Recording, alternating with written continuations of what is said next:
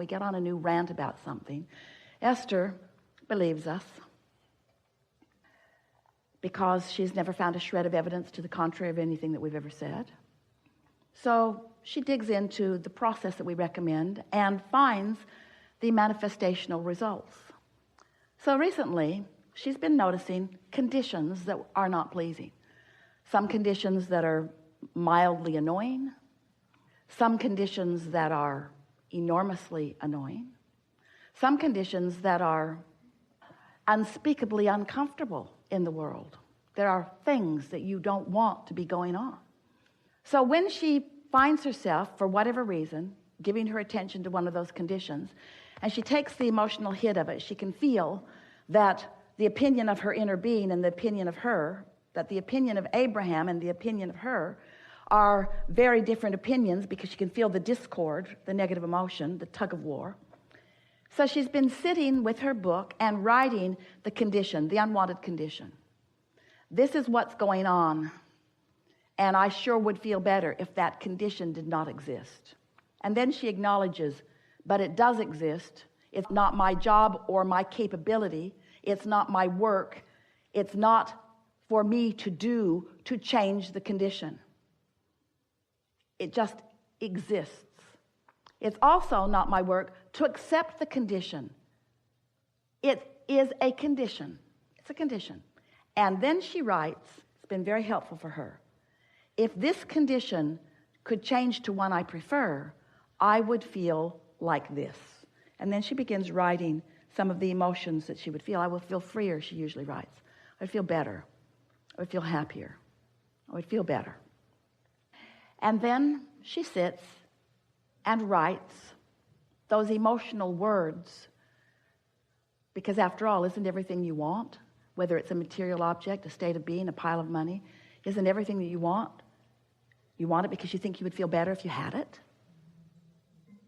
So sometimes she'll write a page or two or three or four emotional words. She repeats herself over and over again. She writes the word fun a lot. It would be more fun. Be more fun. I'd feel more clear. I would feel more proud. I would feel more sure. I would feel love. I would feel better. I would feel so good. I would feel exhilarated. I would feel lighthearted. I'd feel that being on vacation feeling. I would feel ease. I would feel sure. I would feel loved. I would feel love. I would feel loved. I would feel loved. I would feel loved. I would feel blessed. I would feel so happy. I would feel glad. And she just writes that and writes that and writes that and writes that and writes that. Before she knows it, she feels those ways because she has distracted herself from the condition, and now she is experiencing unconditional alignment. Are you following? It sounds so simple, it sounds silly. But if you want to feel happy, you've got to figure out how to withdraw your attention from conditions that you cannot change. And even before that, it would be very helpful if you would accept that you cannot change any condition other than the way you feel. Do you accept that you came into this life experience with reason or purpose? And that expansion is the reason or purpose. Moreness. More. So, is it therefore, leading questions, logical to you that what exists now is the bouncing off for what's coming? Isn't that logical? So now we just want to put a very simple question to you, and we want you to ask it of yourself often, every day, several times a day. Did you come to catalog, pigeonhole, document, justify, rationalize what is, or did you come to bounce off of it? Really? So,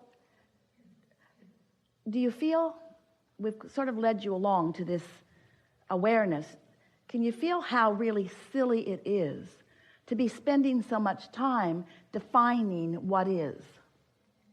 Explaining it, defending it, justifying it, cataloging it, pigeonholing it, comparing it. Can you feel how It just all exists for you to bounce from. And can you feel that you kind of want to give your attention to where you're bouncing to rather than what you're bouncing from? And do you realize that if all of your attention, or even most of it, is on what you're bouncing from, you don't bounce to anything different. You just keep recreating what is. And that really is the thing that we want you to recognize and realize. You are the creator of your own perception of reality, and you are source energy in physical bodies. And you came into this time-space reality with very clear intention of living joyfully ever after. And you knew that there would be enough dynamics, that there would be enough variety and contrast to help you make constant new decisions about what you want. And you knew that you had the ability to move toward all of that. But you also knew that it wasn't the arriving at the destination that you were about. It's the journey. It's the continual finding of alignment. So the other day, Esther's been listening to us talking about this. We've been talking about it quite a bit. And she's determined because she so wants to feel good.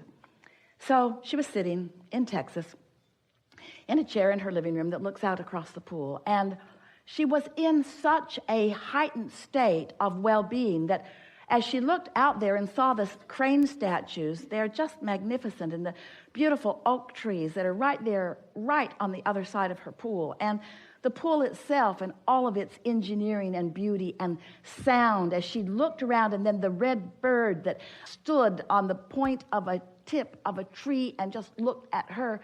And as Esther is looking at all of this, she is feeling, she's reaching for words to describe to you. You sort of have to kind of be there, but rapturous, elation, unspeakable well-being, indefinable well-being, all the well-being of the world being experienced by her right now. It's a feeling of feeling blessed and loved. And as she sat there, basking in this moment in time and loving the idea of it lasting forever and ever and ever and ever and ever, it started fading as she focused a little laxly. And then she said, "Aha, Abraham, I've caught you in a inconsistency here because these are conditions that I am focused upon and I feel good. So don't talk to me about unconditional love, because these are conditions and I love them." And we said, here's the difference. You were in that state of love before you realized the depth of the beauty of these conditions. You weren't using these conditions to conjure the feeling of love. You were there, and then you realized them. It's the horse before the cart thing, isn't it? In other words, feels like nitpicking. It feels like splitting hairs. It feels like something that we are making more simplistic than you want it to be. But it is that easy. You just have to decide that you want to feel good and stop thinking about things that keep you from feeling good. You're like a cork that bobs on the surface, and that's what feeling good is. You can hold that cork under the water, but when you let go, it's going to bob back up. And this is the thing that we want you to realize about yourself and others. And most of you don't realize it about yourself and others. Happiness is your natural state and would be your state if you weren't thinking thoughts that introduce contradictory energy that keep you from being where the source within you is. That is your natural state. And if you are not happy in any moment, something is out of whack, and it's you. And so, one last bold statement that we want you to contemplate. And once you contemplate it and come over time to accept it completely, it is our promise to you that you will then begin your living happily ever after phase of your life experience. Sometimes as your path is unfolding, the perfect thing along the path is a problem coming into greater clarity. Because at the same time that a problem is coming into greater clarity, you are creating the solution in your vortex. Then all you got to do, once you have sufficiently created the solution by poking around at the problem, you just have to decide to be a little more unconditional for just a little while. And the solution will reveal itself to you in very short order. You're going to reach the point that you bless every problematic person in your experience. Oh, you are responsible for major growth within me. I would not be the person I am today if it were not for the harassment that you have provided for me. I'm so appreciative of everything that you've caused me to desire that you're not. And when I gained the wisdom to stop making your deficiencies be the basis of my vibration, then everything that you helped me to become, I began to realize.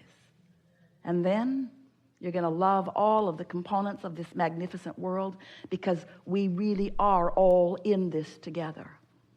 And when you stop needing to demand the conditions to be a certain way for you at a certain time, you will find freedom. You will find the freedom that you've been looking for. You'll find the joy that is natural to you, and you will begin the living happily ever after phase of your life experience, which, as far as we are concerned, should be the only phase that you are ever in. When a conflict that you are observing, whether you are personally involved in it or observing it from a distance, when you're in the middle of contemplating it, you are launching preferences. But most humans do not become a vibrational match to their preferences. They remain a vibrational match to the condition that caused the preference to be born. So when we talk about withdrawing your attention from conditions that make you feel uncomfortable, that makes people like you want to come forward and say, but how can we help if we are not aware of the problems? And we agree to that to this extent. Your attention to the problem is creating a global solution. Mass consciousness, with all of its involvement in war and all of its awareness of war, in all of its awareness of poverty and awareness of starvation and awareness of plagues, have launched rockets of desire collectively. But as individuals, you rarely become a vibrational match to what you've launched, because you're so enamored with focusing upon what is. The conditions have got you hogtied to the degree that as humans, you spend almost all of your time focused on conditions and evaluating the rightness or the wrongness of them and the degree of goodness and badness of them, which is just such an utter easy first step. You ought to be way, way past that by now. But the universe can deliver a solution to both.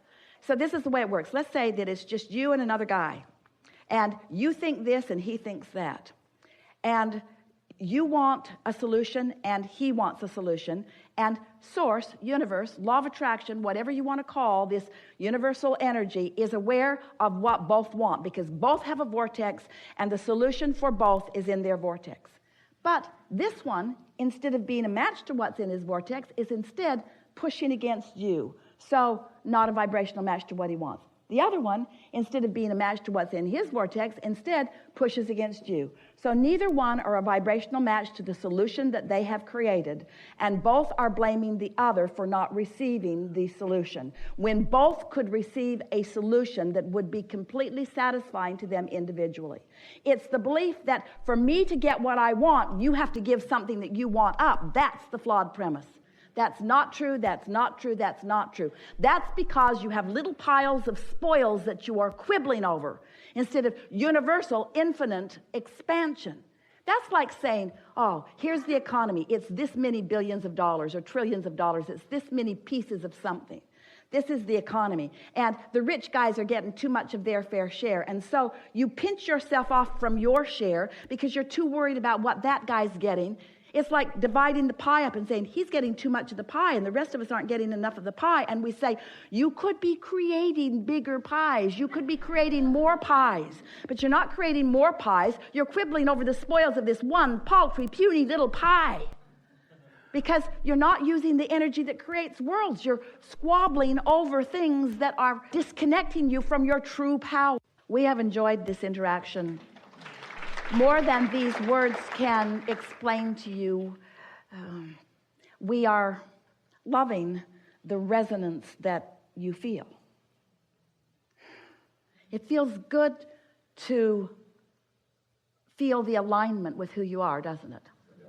And you are as close to unconditional awareness of life as you have ever been. You'll feel more.